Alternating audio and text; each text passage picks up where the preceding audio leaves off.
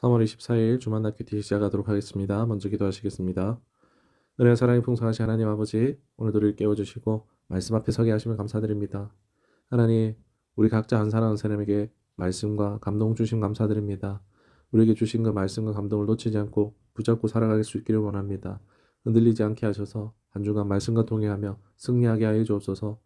외식의 신앙에서 벗어나게 하시고 자기 중심적인 마음에서 자유하게 하셔서 오직 주님만을 바라보고 살아가기를 원합니다. 말씀으로 붙잡히고 믿음으로 맞잡아 주님과 동행하는 기쁨을 누리기를 원하고 우리 구주 예수 그리스도 이름으로 기도드리옵나이다. 아멘. 오늘 함께 하실 말씀은 사사기 11장 1절로 28절까지 말씀입니다. 얼마 후에 암몬 자손이 이스라엘을 치려 하니라. 암몬 자손이 이스라엘을 치려 할 때에 길르앗 장로들이 입다를 데려오려고 돕 땅에 가서 입다에게 이르되, 우리가 암몬 자손과 싸우려 하니 당신은 와서 우리의 장관이 되라. 너희가 전에 나를 미워하여 내 아버지 집에서 쫓아내지 아니하였느냐? 이제 너희가 환난을 당하였다고 어찌하여 내게 왔느냐? 이제 우리가 당신을 찾아온 것은 우리와 함께 가서 암몬 자손과 싸우게 하려 함이니 그리하면 당신이 우리 길르앗 모든 주민의 머리가 되리라.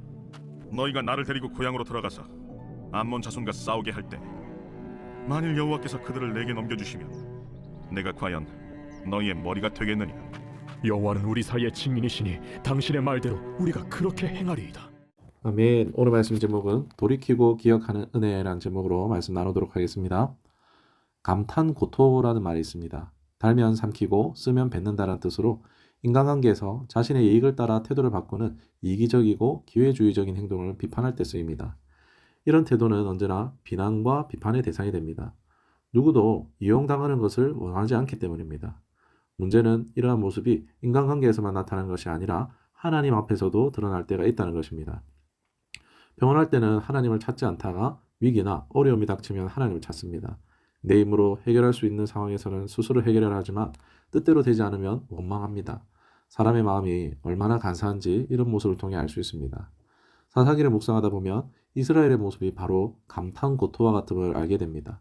하나님의 백성이었던 그들이 하나님을 버리고 가나안 사람들이 섬기던 바알과 아세라의 마음을 빼앗깁니다. 그 결과 우상숭배는 점점 확산되어 주변 나라의 신들까지 섬기는 종교 다원주의로 발전합니다. 결국 하나님을 완전히 떠나버리고 하나님의 백성임에도 하나님을 알지 못하는 지경에 이릅니다.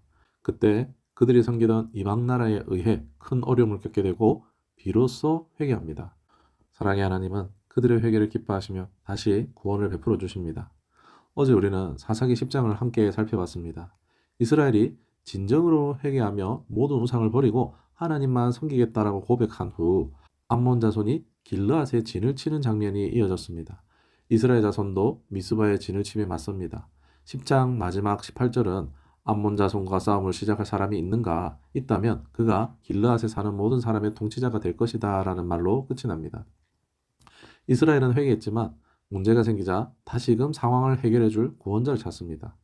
그러나 하나님은 언제나 하나님의 방법대로 하나님의 백성을 구원할 계획을 가지고 계셨습니다.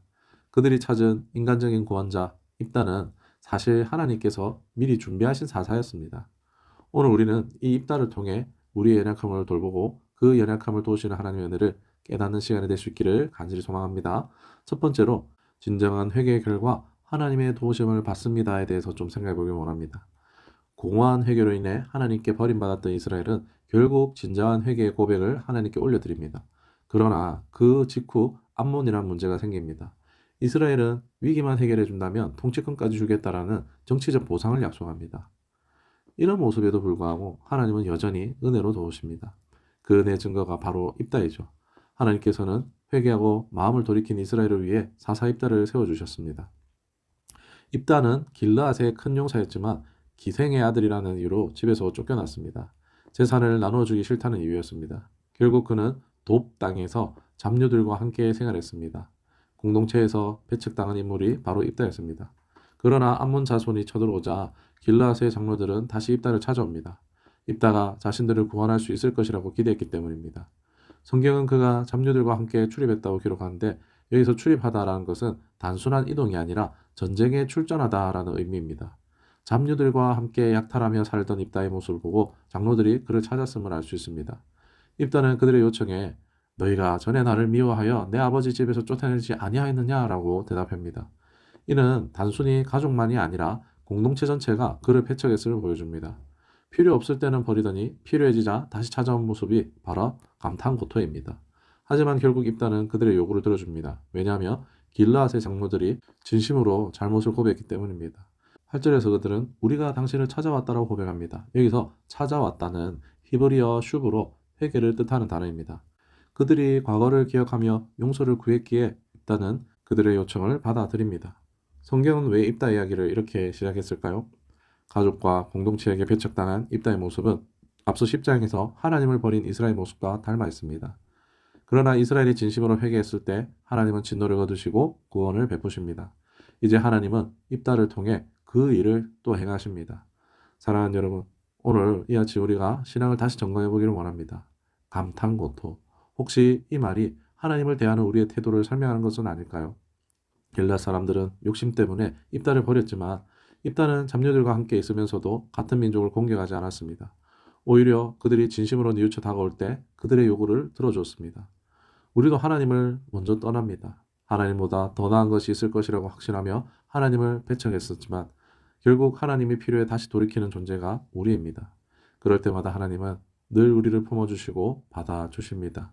이 은혜를 기억하며 우리가 회개할 수 있기를 원합니다. 여러분이 회개를 통해 하나님의 도우심을 누릴 수 있기를 예수님의 이름으로 축원합니다. 두 번째로 생각할 주제는 하나님을 기억하는 것이 승리의 비결이다라는 것입니다. 입다는 이제 머리와 장관이 되어 암몬과의 본격적인 전투를 앞두게 됩니다. 그런데 이 전투는 우리가 생각하는 칼과 창의 싸움이 아니었습니다. 입다는 암몬 왕과 외교談판을 벌입니다. 이것은 그가 싸울 힘이 없어서였을까요? 아닙니다. 성경은 그를 큰 용사라고 부릅니다. 길앗 장로들이 도움을 요청할 만큼 강한 사람이었습니다. 그러나 그는 인간적인 싸움 대신 하나님의 방법을 선택한 것입니다.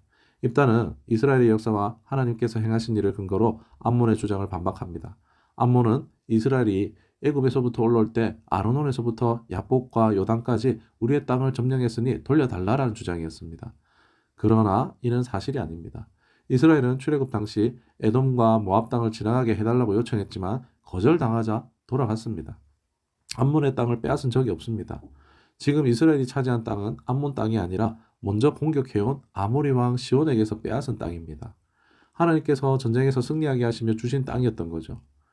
암몬은 300년 동안 아무 말도 없다가 갑자기 잘못된 주장으로 땅을 요구한 것입니다. 그러나 입다는 개인적인 분노나 감정으로 대응하지 않았습니다. 그는 차분하게 역사적 사실을 근거로 반박하며 나머지는 하나님께 맡겼습니다. 그럴 수 있었던 이유는 입다가 하나님을 기억하고 있었기 때문입니다. 하나님을 향한 믿음과 신뢰가 그의 반응을 이끌었습니다. 우리도 일상 속에서 입다가 겪은 상황과 비슷한 일을 자주 만납니다. 다수가 옳다고 말하면 거짓된 정보도 진짜처럼 보입니다. 그러나 그럴 때 우리는 하나님을 믿는 믿음에서 오는 당당함으로 살아야 합니다. 하나님의 약속을 기억하며 거짓된 주장과 맞서야 합니다. 위기 앞에서 하나님을 기억하고 의지하는 것, 그것이 승리의 비결입니다. 말씀을 맺겠습니다. 사랑하는 여러분, 우리는 종종 하나님을 이용하려고 듭니다. 달면 삼키고 쓰면 뱉는 것처럼 상황에 따라 하나님을 찾았다가 외면하기도 합니다. 그러나 우리의 이기적인 모습, 연약한 모습, 잘못된 모든 것들을 회개할 때 하나님께서는 회복의 은혜를 베풀어 주십니다. 하나님을 기억하지 못할 때 우리는 아무것도 할 수 없습니다. 그러나 하나님을 기억하고 의지할 때 우리의 삶은 다시 회복되고 승리가 주어집니다. 오늘 이 아침 내가 회복하고 기억해야 할 하나님은 누구이십니까? 내게 베푸신 은혜를 잊지 않고 받은 은혜대로 하나님을 의지하며 승리를 경험할 수 있기를 주님의 이름으로 축원합니다. 말씀을 생각하시면서 기도하겠습니다. 은혜와 사랑의 하나님, 오늘 말씀을 통해 우리의 모습을 돌아보게 하시니 감사드립니다. 우리를 향한 하나님의 변함없는 사랑을 기억하며 회개할 때마다 다시 품어주시는 주님의 은혜를 감사하며 붙듭니다. 입다를 통해 역사하신 하나님을 기억하며 우리 삶 속에서도 주님의 도우심을 신뢰하게 하여 주옵소서. 거짓과 혼란 속에서도 하나님의 약속을 먼저 붙들고 믿음으로 담대히 살아가기를 원합니다.